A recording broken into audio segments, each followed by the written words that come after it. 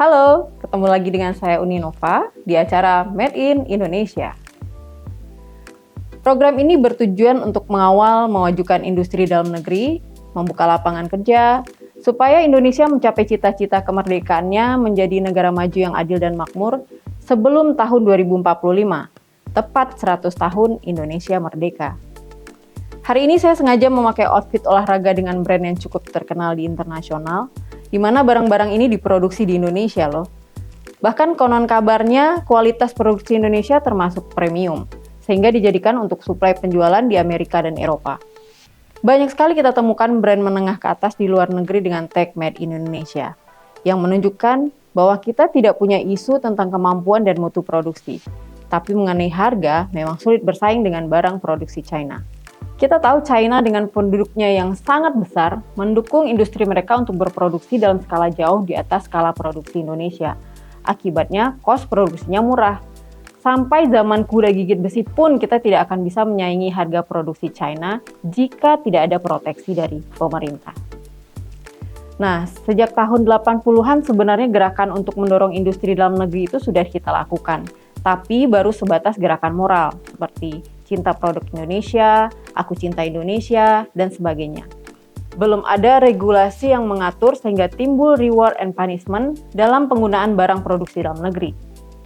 Namun, kita bersyukur di tahun 2014 keluarlah Undang-Undang Nomor 3 tentang perindustrian yang memberikan harapan akan keseriusan pemerintah dalam mendorong penggunaan produk dalam negeri.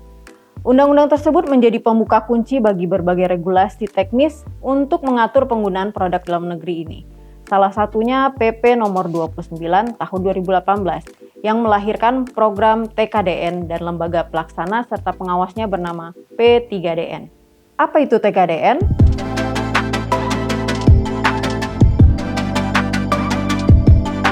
TKDN adalah tingkat komponen dalam negeri, adalah suatu ukuran yang menunjukkan persentase nilai tambah lokal dalam barang jasa yang digunakan dalam proyek-proyek di Indonesia. Ilustrasinya begini, dari total cost yang dibutuhkan untuk memproduksi barang dan jasa akan diberikan skor dengan perhitungan tertentu. Berapa cost yang ditimbulkan oleh kegiatan dalam negeri, termasuk sumber dayanya seperti tenaga kerja, bahan baku, dan modal. Penilaian skor ini dilakukan oleh lembaga surveyor independen seperti Surveyor Indonesia dan Sukovindo. Mereka akan menerbitkan sertifikat TKDN untuk produk barang dan jasa ini. Dan skor TKDN inilah yang kemudian menjadi patokan berapa besar TKDN yang kemudian menjadi penentu dalam proses pengadaan atau tender. Semakin tinggi skor TKDN, artinya semakin banyak nilai tambah yang diberikan pada industri dalam negeri yang akan diprioritaskan dalam proses pengadaan. Nah, konsep TKDN ini sangat penting karena menjadi salah satu alat untuk mengukur sejauh mana industri dalam negeri terlibat dalam rantai pasokan ekonomi di negara kita, terutama proyek yang dibiayai oleh anggaran negara, sehingga mencapai tujuan untuk meningkatkan kapasitas produksi industri lokal dengan membuka luas pasar dan memberikan proteksi. Lalu kita mampu mengurangi ketergantungan terhadap impor yang mendorong inovasi dan pengembangan industri dalam negeri. Mengurangi ketergantungan terhadap impor inilah tolak ukur yang menunjukkan bahwa kita sudah mencapai kesetimbangan industri dalam negeri. Selain regulasi yang mengatur teknis dan pelaksanaan, regulasi lain yang menegaskan tentang reward and punishment juga semakin lengkap. Sanksi yang diberikan juga semakin tegas, mulai dari teguran, pemecatan pejabat, denda, pencabutan sertifikat produsen, hingga sanksi pidana. Sertifikat TKDN menjadi barang yang paling dicari para produsen yang ingin berkontribusi dalam pengadaan barang dan jasa di dalam negeri saat ini. Walaupun masih banyak kasus-kasus di mana sertifikat yang ada tidak sesuai dengan kondisi di lapangan. Namun seiring dengan lahirnya aturan-aturan yang jelas, dibarengi oleh monitor berbagai pihak, jumlahnya semakin berkurang. Ada beberapa kasus dalam pengadaan terkait TKDN yang cukup viral. Di antaranya, pemecatan Direktur Pertamina langsung oleh Presiden Joko Widodo dalam kasus pengadaan pipa di Pertamina beberapa tahun yang lalu, di mana dikabarkan ada pengadaan pipa impor sementara pipa industri dalam negeri sudah tersedia. Begitu juga kasus pelanggaran TKDN yang mencuat ke publik ketika beberapa produk teknologi informasi dan komunikasi impor yang tidak memenuhi standar TKDN. Hal ini mengakibatkan perdebatan publik yang diikuti tindakan tegas dari LKPP sebagai lembaga kebijakan pengadaan barang dan jasa pemerintah. berupa penarikan produk dan denda terhadap perusahaan yang bersangkutan. Kasus-kasus ini menunjukkan pentingnya kepatuhan terhadap regulasi TKDN dan menjadi pelajaran bagi industri lain untuk mematuhi aturan yang berlaku. Kasus ini pun berdampak negatif terhadap industri dan ekonomi lokal. Pengalihan sumber daya ekonomi kepada produk impor menyebabkan industri lokal kehilangan pasar. Dalam jangka panjang, hal ini bisa membuat industri lokal gagal bersaing di internasional akibat skala produksi yang kecil dan harga yang tidak kompetitif.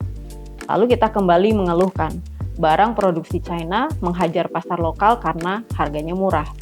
Program TKDN inilah menjadi harapan kita adanya proteksi dari pemerintah terhadap barang produksi dalam negeri. Produsen-produsen terutama yang memproduksi di China dipaksa memenuhi skor TKDN yang membuat mereka harus membuka line produksi di Indonesia. Akibatnya, harga produksi tidak akan semurah ketika barang tersebut diproduksi full di China. Perlahan-lahan, industri dalam negeri akan tumbuh dan kapasitas produksi meningkat dengan harga yang kompetitif. Bukan hanya di dalam negeri, industri ini kita proyeksikan bisa diekspor ke luar negeri. Begitu juga dari sisi lapangan kerja. Program TKDN ini dipastikan akan membuka banyak lapangan kerja untuk berbagai level. Selama ini, sumber daya manusia Indonesia yang keahlian khusus dan pendidikan tinggi banyak yang memilih berkarya di luar negeri karena lapangan kerja yang sesuai untuk mereka di dalam negeri tidak tersedia. Para ahli yang memiliki potensi untuk menghasilkan paten lebih terfasilitasi di luar negeri. Akibat perusahaan di dalam negeri masih sangat terbatas anggaran riset dan development-nya. Terjadilah fenomena yang disebut brain drain, yaitu kondisi di mana para ilmuwan dan kaum intelektual memilih menetap di luar negeri. Dan jika masalah ini dibiarkan berlarut-larut, dipastikan beberapa waktu ke depan Indonesia akan kesulitan untuk memenuhi kebutuhan ilmuwan dan intelektual. Memang sudah saatnya kita mewujudkan kejayaan industri dalam negeri. Bonus demografi yang akan segera berakhir ini harus dimanfaatkan untuk mendorong kemajuan ekonomi. Program TKDN yang sudah berjalan perlu kita tuntaskan, siapapun pemimpinnya. Bersama 2045 TV, kita kawal TKDN sebagai kunci menuju negara maju. Ayo, menjadi produsen di negara sendiri.